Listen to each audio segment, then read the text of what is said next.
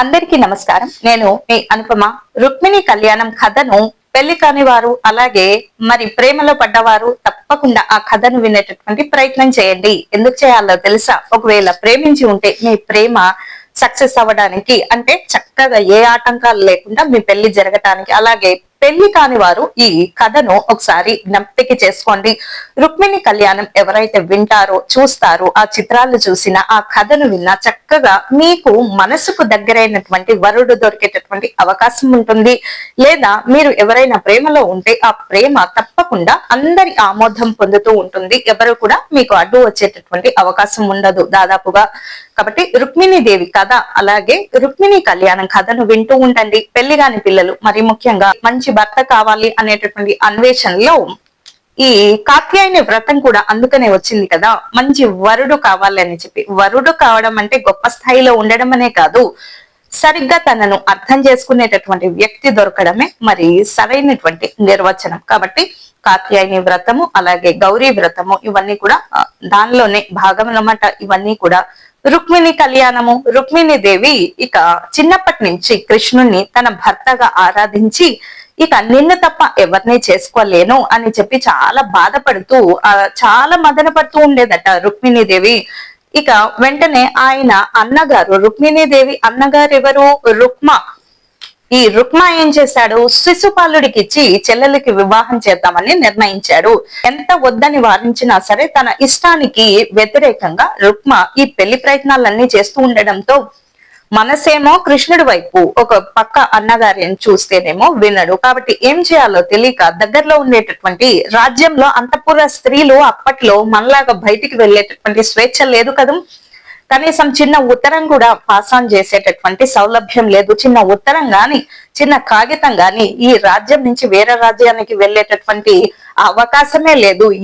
ఎంతమంది సహాయం చేస్తేనో ఒక చిన్న కాగితము, ఒక చిన్న సందేశము ఇక్కడి నుంచి అక్కడికి వెళ్తుందన్నమాట. మరి కృష్ణుడికి సందేశం పంపించాలి. ఇప్పుడైతే మెసేజ్ అంటాము, వాట్సాప్ లో అవి వచ్చాయి, చాలా చాలా మనకు సోషల్ మీడియాలో వచ్చాయి. అప్పుడు ఇవేమీ లేవు కదా. సందేశము చిలుకతో సందేశం పంపిస్తూ ఉండేవారు. అప్పుడు ఇలా పెన్లు కూడా లేవు సుమా, అవి తాటాకు మీద అలా రాస్తూ ఉండేవారు. కాబట్టి మరి ఎలా ఈ సందేశాన్ని పంపించాలి? ఇక్కడేమో పెళ్లి ఏర్పాట్లు చేసేస్తున్నారు. నాకు కృష్ణుని నేను ప్రేమించాను, ఆరాధించాను, ఆయన్నే భర్తగా ఊహించుకున్నాను, వీళ్ళు నా ఇష్టానికి వ్యతిరేకంగా చేస్తున్నారని ఆ రాజ్యంలో ఉండేటటువంటి అగ్ని ద్యోతనుడు అనేటటువంటి గురువును ఆశ్రయించిందంట రుక్మిణి దేవి.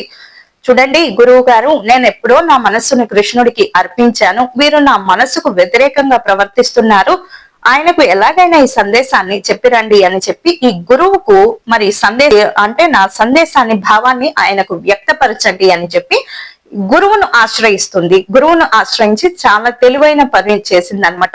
గురువు సహాయం ఉందనుకోండి, మనకు చాలా సునాయాసంగా భగవంతుణ్ణి చేరుకోవచ్చు. గురువు లేని విద్య గుడ్డి విద్య.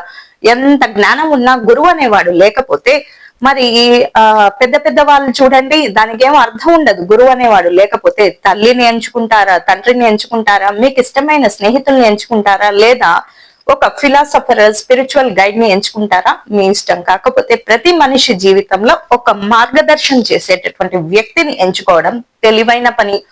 ఒక్కొక్కసారి చాలా క్లిష్ట పరిస్థితుల్లో వారు మీకు సహాయం చేసే అవకాశం ఉంటుంది. కాబట్టి ఒక గురువు అనేవాడు ఉంటే చాలా మంచిది. గురు మార్గం ఎప్పుడూ కూడా దైవానికి దగ్గరగా చేస్తుంది. కాబట్టి గురువు అనే వ్యక్తి చాలా ముఖ్యమైనటువంటి పాత్రను పోషిస్తూ ఉంటాడు. అగ్ని ద్యోతనుడు వెళ్ళి మరి కృష్ణుడికి చెప్పాడు, రుక్మిణి చాలా బాధపడుతుంది, మీ తలుపులతోటి ఇక వారి ఇంట్లో పెళ్లి ప్రయత్నాలు చేస్తున్నారు, ఎలాగైనా వచ్చి తనను వివాహం చేసుకోమని సందేశాన్ని, కబురు మీకు పంపించమని నన్ను పంపించింది అని చెప్పి కృష్ణుడికి మరి అగ్నిద్యోతనుడు అనేటటువంటి గురువు ఈ సమాచారాన్ని చేరదీస్తాడు. తీసేసరికి మరి కృష్ణుడు ఎవరైనా తనను అదే పనిగా ప్రేమిస్తున్నారు అంటే ఆయన తోసిపుచ్చలేడు. కాబట్టి వెంటనే వెళ్ళి ఒక పక్కన పెళ్లి ప్రయత్నాలు జరుగుతూ ఉంటే వాళ్ళందరితోటి మరి ఇప్పుడు సినిమాల్లో చూసినట్టుగా వారు అష్టకళలు ఉపయోగించి, ఇక 64 కళల్లో ఆ ఒక కళను ఉపయోగించి, యుద్ధ కళ అనే కళను ఉపయోగించి ఎలాగైతే ఆమెను చేపట్టి సగర్వంగా తన రథం ఎక్కించుకొని ఇంటికి తీసుకొచ్చాడట. అదే రుక్మిణి కళ్యాణం అంటే అలా ఉండాలి. కాబట్టి ఎప్పుడైతే కృష్ణుడు మరి గమనిస్తూ ఉంటాడో ఎవరైతే తనని ఆరాధిస్తూ ఉంటాడో తప్పకుండా వాళ్ళందరినీ కూడా స్వీకరిస్తూ ఉంటాడు. ఆయనకేం అవసరం ఉంటుంది? 16,000 మంది గోపికలు, 16,000 మంది గోపికలు. అయితే నరకాసురుడు చెరలో ఉన్నారన్నమాట. ఈ 16,000 మంది గోపికలు కూడా మరి ఉన్న తర్వాత వాడేమన్నా విడిచిపెడతాడా? నరకాసురుడు విడిచిపెట్టి ఈ అన్ని అకృత్యాలు, అన్ని చండాలాలు చేసే ఉంటాడు. మరి వాళ్ళు బయట సభ్య సమాజంలో వెళ్తే వాళ్ళు ఎవరైనా బతకనిస్తారా? కాబట్టి కృష్ణుడు ఏమన్నాడంటే, నేనే మీ భర్తనని చెప్పుకోండి, అలా బ్రతకండి అని చెప్పి ఒక వెసులుబాటు కలిగించాడు. అది 16,000 మంది గోపికలంటే. అంతేకాని ఆయనకు అవసరమై చేసుకోలేదు. వాళ్ళని రక్షించడం కోసము తన పేరును ఉపయోగించుకోమన్నాడు, అంతేగాని మరి కాబట్టి ఇలా ఉంటుంది. రక్షించడానికే అలా మరి స్వీకరించాడు తప్ప ఆయనకు అవసరమే కాదు. కాబట్టి అలా ద్రౌపదిని ఏ విధంగా రక్షించాడు? గజేంద్ర మోక్షం అంటారు. మరి ఈ ఏనుగును ఏ విధంగా మొసలి బారి నుంచి తప్పించి మోక్షాన్ని ప్రసాదించాడో అలాగే మరి 16,000 మంది గోపికల్ని కూడా అమ్మో అక్కడ ఉంటే గాని వాళ్ళు చనిపోతారు అని చెప్పి నా పేరును మీరు వాడుకోండి అని చెప్పి అలా సౌలభ్యం అంటే అలా వెసులుబాటు ఇచ్చాడనమాట. అది కృష్ణుడు చేసినటువంటి పని. అంతేకాని 16,000 మంది గోపికల్ని ఆయన ఇష్టపడి చేసుకోవడం అని కాదు అక్కడ అర్థము. వాళ్ళని రక్షించడం కోసము, ఆ చెర నుంచి బయటకు తీసుకురావడం కోసం అదొక పని అన్నమాట, అదొక ప్రక్రియ. దాన్ని అలాగే అర్థం చేసుకోవాలి. ఇక మరి రుక్మిణీ కళ్యాణం ఇదనమాట. అందరిని ఎదిరించి మరి ఆమె సమ్మతితోటి మరి ఆమెను చాలా మర్యాద పూర్వకంగా తన రాజ్యానికి తెచ్చుకొని భార్యగా ఎంతో గౌరవాన్ని, ప్రేమను మరి అలా పంచుతూ ఉంటాడనమాట కృష్ణుడు. అదనమాట రుక్మిణీ కళ్యాణము. చాలా బాగుంది కదండి. రుక్మిణీ దేవి మొదటి భార్య, కృష్ణుడికి సత్యభామ రెండవ భార్య, అలాగే జాంబవతి.